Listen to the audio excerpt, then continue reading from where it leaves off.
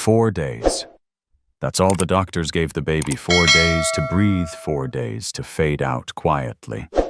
4 days before his own father signed him away like a broken piece of furniture. Billionaire Graham Hollis sat in his sleek wheelchair like a king trapped in steel, staring at the medical file that said his infant son Caleb was beyond saving. He didn't cry. He didn't hold the child. He ordered the nursery cleared, no toys, no photos, no bottles, like erasing proof would erase pain. And when the hospice team was scheduled to arrive Friday morning, Graham was ready to hand Caleb over and never hear another sound. But the housekeeper, Rosa Martinez, wasn't built for surrender. She'd heard Caleb's laugh upstairs. She'd felt the strength in his tiny legs when she tickled his feet. So while Graham blasted music to drown out his son's voice, Rosa did something dangerous. She questioned the miracle medicine he demanded every 6 hours. One night she tasted a drop. Her tongue went numb. Her stomach flipped. It wasn't medicine. It was a sedative strong enough to silence a grown adult, meant to keep a baby limp and quiet. So Rosa poured it down the drain, rubbed warmth into Caleb's legs, and watched life come roaring back. And when the hospice team showed up, she didn't beg. She ran barefoot, clutching Caleb through a city that believed a rich man's lie. Until Rosa stopped in the middle of traffic, set Caleb down on hot pavement, and forced Graham to watch. Caleb stood. Caleb walked. And in front of everyone, Graham's world cracked open because the only thing truly paralyzed was his heart. The countdown didn't start in the street. It started in Graham Hollis's office 4 days earlier, when a thick leather folder hit his desk like a gunshot. Rosa Martinez stood there, holding a tray of tea, watching his shoulders tense, as he stared out the window, refusing to look at her. "Read it," he snapped, voice flat, polished empty. She opened the file, and her eyes ran across words that didn't feel human. Severe muscular degeneration. Imminent systemic failure. Life expectancy, 100 hours. Her hands shook so badly the pages slipped. "No," she whispered. "He smiles when I sing to him. He kicks when I tickle his feet." Graham spun his chair, fast fury burning through the calm. "You think you know more than Dr. Kessler?" He knocked back whiskey like it was water. "He's the best. I paid him to tell me the truth, not to sell me hope." Rosa stepped closer, forgetting her place for one reckless second.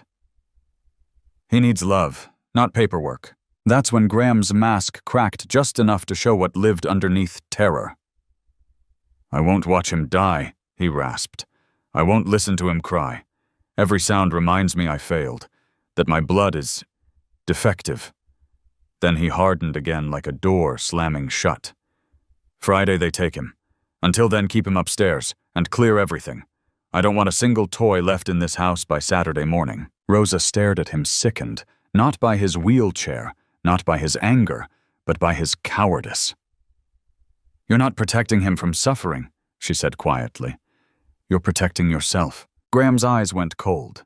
"Do your job." But upstairs, as Rosa cradled little Caleb, she pressed her face into his powder-soft neck and made a promise through tears. 4 days, baby. That's what he thinks. We'll prove him wrong, or we'll leave this place forever." Rosa didn't just disagree with Graham Hollis. She challenged him. The next day, she brought Caleb downstairs anyway, right into that cavernous dining room, where Graham sat alone at the head of a table built for 20, staring at untouched soup like it was punishment. The chandelier light made everything look cold, like a museum for a family that never lived. "I told you I don't want to see him," Graham growled without lifting his eyes. Rosa kept walking. Steady steps, tight grip. Caleb blinked up at the room, thumb in his mouth, calm, as if he couldn't feel the storm waiting for him. "He's hungry," Rosa said. "Not for milk, for his father." That did it. Graham's fist slammed the table silverware, jumping. "Get him out! That child is a mistake!" Rosa's voice sharpened like a blade. "He's a baby. And if you really believe he has 4 days, then you have 4 days to be a man instead of whatever you've become." Graham's face twisted, rage and shame fighting for control. "What do you want from me?" he shouted, gesturing to his useless legs. To run in the park. To play ball. I can't even. He doesn't need you to run. Rosa cut in, stepping so close she could smell the whiskey on his breath. He needs you to hold him. Just once. So he knows his own father doesn't flinch from him. She leaned forward, offering Caleb small, warm reel. Graham recoiled like the child was fire. Rosa tried anyway, desperate to crack that ice. And Graham reacted on instinct, violent, ugly, shoving her hard. She hit the floor, protecting Caleb with her body. Caleb screamed. The sound filled the mansion like truth you can't mute. Rosa rose slowly, eyes wet but steady, and looked straight through him. "You're the poorest rich man I've ever met," she said, voice quiet and deadly. "Because all that money can't buy you a spine." Rosa thought Graham's cruelty was the worst thing in that house. She was wrong. It hit her the moment she saw Caleb's eyes go glassy heavy, distant like he was trapped behind a fog he couldn't push through. It was the third night of the countdown. Lightning cracked outside the nursery window, and the clock glowed 2:00 a.m. on the dresser. Time for the special dose Dr. Kessler demanded like a ritual. Rosa lifted the amber bottle, unscrewed the cap, and the smell rolled out, sweet chemical wrong. Caleb opened his mouth out of habit, but his stare begged her to stop. Her hand froze. Still wearing those yellow cleaning gloves, she touched one trembling drop to her fingertip and tasted it. Instant numbness, a dizzy punch behind her eyes. Rosa stumbled to the bathroom, tore open the folded insert she'd saved, and scanned the fine print with shaking breath, extreme muscle relaxation, motor inhibition, deep sedation, not for children. Her knees almost gave out. Caleb wasn't failing. He was being silenced, for Graham's comfort, for a quiet house, for a father who couldn't stand the sound of life upstairs. Rosa stormed back, marched to the toilet, and poured the bottle out like she was dumping poison. Then she smashed the backup's two glass-cracking liquid, vanishing into the swirl. She turned to Caleb, eyes burning. "You're not broken," she whispered, rolling up her sleeves. "They've been breaking you." And then she went to work, firm, relentless massage, warm hands digging for muscle-coaxing nerves awake, until hours later she felt it. A push, a tiny resistance, a kick that said, "I'm here." Friday morning arrived like an execution date. The intercom buzzed downstairs, long, impatient official, and Rosa's stomach dropped so hard it felt like she swallowed ice. In the kitchen, a bottle rolled across the tile when her hands let go. She didn't even flinch. Her ears were already tracking the sound that mattered most, the electric hum of Graham Hollis's chair moving down the hall straight toward the front door. He was going to open it. He was going to hand Caleb over. Like a defective package, Rosa pressed herself into the service hallway and peeked into the foyer. Graham wore a black suit, shaved clean tie, perfectly knotted, dressed like a man attending his own child's funeral. Two men in sterile white uniforms rolled in a small gurney with straps. Behind them, a woman with a clipboard smiled the way people smile when they're trying to make cruelty look professional. "Is the patient sedated for transport?" she asked. Graham didn't even look at the gurney. "He should be," he said, voice hollow. "The maid has him upstairs. Go get him." The men started up the stairs. Rosa's pulse turned into a drum. If they reached the nursery, they'd see a baby who wasn't dying, just waking up. And they wouldn't care. Paperwork was signed. Money was paid. Authority was on their side. Rosa didn't think, she moved. She flew up the narrow service stairs, burst into the nursery, and Caleb greeted her with a bright, innocent grin, strong, alert, alive. "Shh," she gasped, scooping him into a blanket. "We're leaving. Hold on to me." Voices echoed in the upstairs hallway. "Back room on the right," one man said. Rosa's eyes snapped to the balcony door. No suitcase. No plan. Only one truth. Run now, or lose him forever. Rosa hit the balcony like a storm. She slammed the glass door behind her and threw the lock just as one of the hospice men lunged his palm, smacking the pane with a dull thud. "She's got the baby," he shouted into the house. "Mr. Hollis, she's escaping." Rosa didn't answer. She couldn't. Caleb clung to her neck, warm and squirming under the blanket, confused by the sudden chaos. The morning air bit her cheeks. The wrought iron spiral staircase down to the garden looked decorative, pretty useless, until it became their only exit. "Hold on, sweetheart," she whispered, and started down fast. The steps were slick with dew. On the third one, her foot slid. Pain tore up her shin as she scraped metal, but she didn't loosen her grip, not even an inch. Caleb cried out, and Rosa kissed the top of his head without stopping. "I've got you. I've got you." She hit the grass, running barefoot now. Shoes abandoned for speed, and the mansion's backyard stretched out like an ocean of green between her and freedom. Behind her, the balcony rattled. A door slammed. Then she heard it. The electric roar. Graham's chair burst from the kitchen ramp, tearing over the lawn like a predator. His voice carried across the garden, raw and cracking. "Rosa, stop!" She didn't turn around. She didn't need to.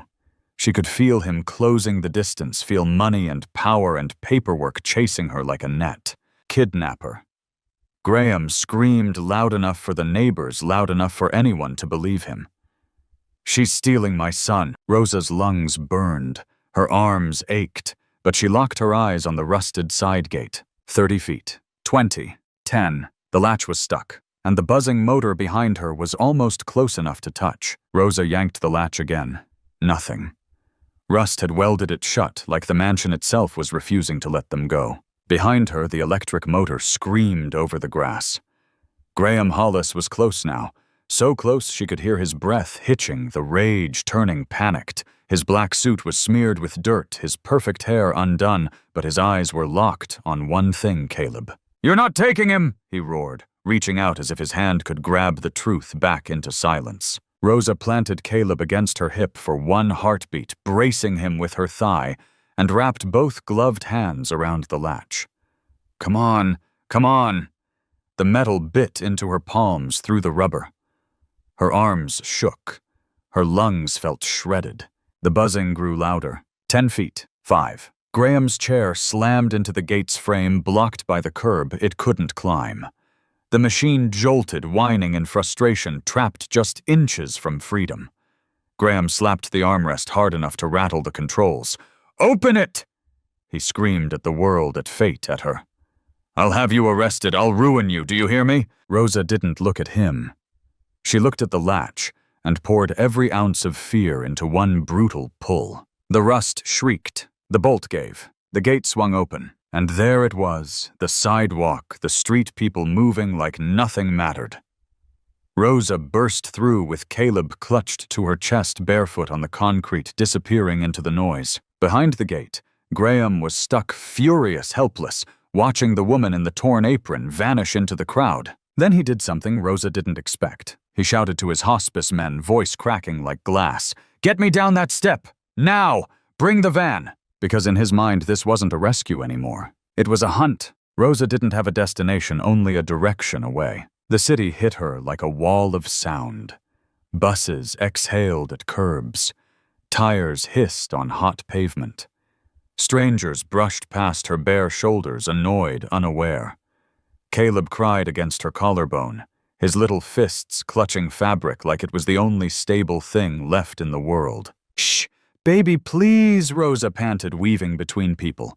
We're almost safe, even though she didn't know where safe lived. Behind her, the whine of an electric motor cut through everything. Graham was coming. Not walking, he couldn't, but driving that chair like a missile down the sidewalk, forcing crowds to split. Coffee spilled. A briefcase hit the ground. People cursed, until they heard Graham's voice, loud and sure, weaponized for the street. "Thief!" he shouted, pointing straight at Rosa. "That woman stole my sick son. Somebody stop her." And just like that, the crowd changed. Faces tightened. Eyes narrowed. Phones lifted. A broad-shouldered delivery guy stepped into Rosa's path, arms out like a human barricade. "Hey, ma'am, you can't. Hey, ma'am." "He's trying to kill him!" Rosa screamed, panic ripping the words out of her chest. Her voice didn't sound polished. It sounded real. It made the man hesitate just half a second. Rosa ducked under his arm and kept running. The torn edge of her apron ripped free when someone grabbed at it, but she didn't slow down. Ahead, an intersection opened up 6 lanes wide, traffic flying the walk signal glaring red. On the other side, a small park. Trees. Cover. Rosa tightened her hold on Caleb and whispered, "Hold on, sweetheart." Then she stepped off the curb, straight into the moving cars. The taxi missed Rosa by inches. Its horn blasted so loud, it felt like it punched the air out of her lungs.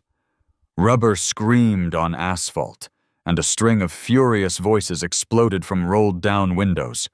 Rosa slapped a hood with her free hand just to keep her balance, then stumbled into the next lane, clutching Caleb tighter as his crying turned sharp and frightened. Behind her, the electric whine grew louder. Graham Hollis reached the curb and froze for one terrifying beat. The street was chaos, 6 lanes of moving metal, no mercy, no pause. If he followed, he could die. If he didn't, he would lose the one thing he'd been trying to erase. His jaw clenched. And hate-hot, reckless hate won. Graham swerved down the corner's wheelchair ramp and launched his chair into traffic like a dare. A city bus had to jerk sideways to avoid crushing him. A motorcyclist shouted. People screamed. Graham didn't even flinch. His eyes stayed glued to that flash of blue fabric ahead Rosa's torn uniform like a target. Rosa reached the concrete median and sucked in a burning breath. Cars rushed past on both sides, shaking the air. She looked back and saw him coming close now, too close, and something cracked in her chest. He was crying, not soft tears, angry ones, desperate ones. "Stop!" Graham shouted over the engines, voice splitting. "He's going to die in your arms. You don't have the equipment. You don't have the medicine." Rosa shook her head hard, even if he couldn't see it. "He doesn't need your poison," she screamed back, throat raw. Then the light changed. Traffic in the far lanes surged forward, cutting off her escape.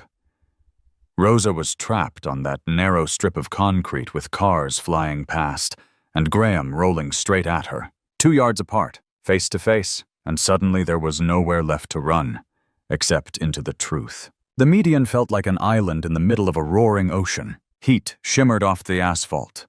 Exhaust burned Rosa's throat, and around them drivers leaned out of windows with phones raised, hungry for a story they could understand in 10 seconds, a rich man in a wheelchair, and a barefoot maid clutching a baby. Graham rolled closer, stopping just a few feet away.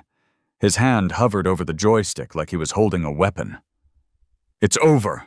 "Rosa," he panted. "Give him to me. The hospice van is coming. We'll stabilize him. This is mercy." Rosa stared at his outstretched hand, manicured nails, expensive watch, a palm that had never changed a diaper.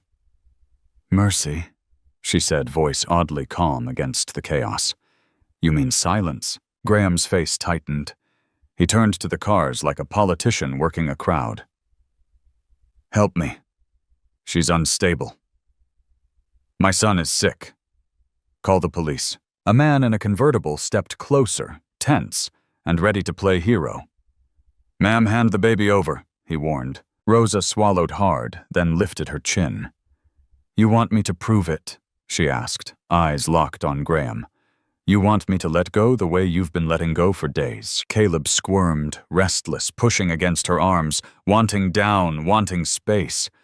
Rosa felt the strength in his legs like a heartbeat under skin. Graham nodded fast, desperate. "Yes, give him to me now." Rosa didn't. She crouched, and with a single deliberate motion she set Caleb's bare feet on the filthy, scorching concrete. Graham's scream cracked through traffic. "No! The ground is burning.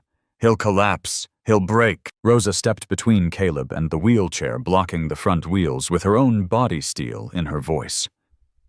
"Look at him," she said. "Not your fear, your son." And the whole city held its breath to see what happened next. Caleb's toes touched the median hot gritty alive. His knees wobbled, and his little mouth tightened in a confused grimace, as if the world had suddenly gotten too big. For one sick heartbeat, Graham shut his eyes and turned his head away, already hearing a crack that wasn't there. His hands flew up to his ears like a child trying to block out a nightmare. "You killed him," he whispered. "Broken. You killed him." But the sound that followed wasn't a thud. It was silence tight electric, then a tiny burst of laughter. Graham's hand slid down his face. He opened one eye, then the other. Caleb hadn't fallen. He'd grabbed Rosa's shin with one chubby hand, using her like an anchor. His legs trembled not with failure, but with effort, with fight. He steadied himself, blinked at the cars, then lifted his arms in that instinctive baby way, balancing like a drunk sailor, learning the rules of land. A murmur rolled through the line of cars. Someone whispered, "No way." Rosa eased her leg back inch by inch, removing the support without touching him. "That's it," she breathed, tears sliding down her dirty cheeks. "Show them." Caleb stood there alone for half a second. No hands, no furniture, no mercy drug in his blood, just muscle and stubborn will. Then he looked straight at Graham's wheelchair, at the shiny metal footrests, at the man who'd been a ghost in his own house. And Caleb lifted one foot. Plop! A step. Graham's throat tightened like it was closing. His voice came out as a cracked whisper. "Impossible!" Caleb took another step, clumsy, wide-determined, toward the only target that mattered. And as the city watched, Graham realized the truth was walking to him in diapers. Not dying, living. Caleb kept coming one shaky step at a time, like every inch of that scorching median was a courtroom and the whole city was the jury. Graham tried to retreat, thumb twitching on the joystick, but his chair bumped a taxi bumper behind him with a soft, humiliating tap. Trapped. Not by traffic, by truth. His lips moved without sound, a prayer he hadn't spoken in years. "Please don't die. Please don't die." Rosa stood off to the side, fists clenched so hard her nails bit skin through the rubber gloves. Every instinct in her screamed to scoop Caleb up to protect him from the fall she feared too. But she didn't move. Not now. Not if Graham needed to see it with his own eyes. Caleb stumbled. His foot caught a crack in the concrete. His body pitched forward. Graham lunged with his arms grabbing air, face twisting in terror. Rosa catch him, but Caleb didn't collapse into helplessness. He slapped his hands down, steadied himself on all fours, then looked up. Not at Rosa, at Graham. His little brow furrowed, annoyed, stubborn, offended by the ground, daring to beat him. And then, like a miracle made out of pure attitude, Caleb pushed. Hips up, legs under, a wobble, a breath. He stood again. Alone. A sound rippled through the cars, gasps, whispered prayers, someone sobbing. Graham's hands dropped to his lap like they'd forgotten how to fight. His eyes filled not with rage this time, but with something raw and unfamiliar. Caleb took the final step and pressed his tiny hands onto Graham's motionless knees. Soft contact, earthquake impact. Pa, Caleb said clearly, like he'd been saving the word. Graham didn't even feel his legs yet. Somehow he felt the weight of that moment like a mountain. Sirens sliced through the hush. The hospice team and a clipboard woman pushed through the stalled traffic faces tight with rehearsed authority. One of the men hopped onto the median, reaching for Caleb like he was cargo. Careful, he warned. His bones, his condition. "Don't," Graham growled. The word came out low and feral. He tightened his arms around Caleb, pulling the baby against his chest like a shield. The worker held up a syringe, as if it settled everything. "He needs his medication. The transfer must happen now." Dr. Kessler signed the order. Graham stared at the needle, then at Caleb, who was calmly tugging his tie like it was the most interesting thing in the world. "No," Graham said again, stronger. "There is no condition. There will be no transfer." Rosa stepped to his side, bruised shins planted like she was ready to fight the entire city. Graham turned his wheelchair slightly, placing his body between them and Caleb.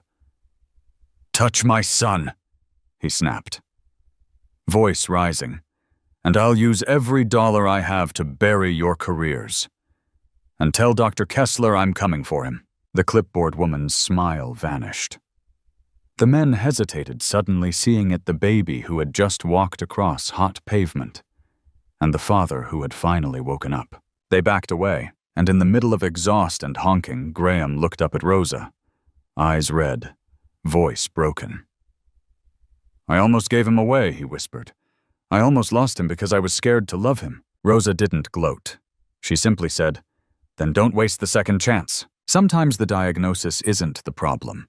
Sometimes it's the fear we accept as truth because it's easier than changing. Love is not a feeling you wait for. Love is a decision you show, especially when you're terrified. Before you go, tell me in the comments. Have you ever realized you were believing a lie because it felt safer than hope? And if this story hit something in you, subscribe for more real, emotional, cinematic stories, because the next one might be the one you didn't know you needed.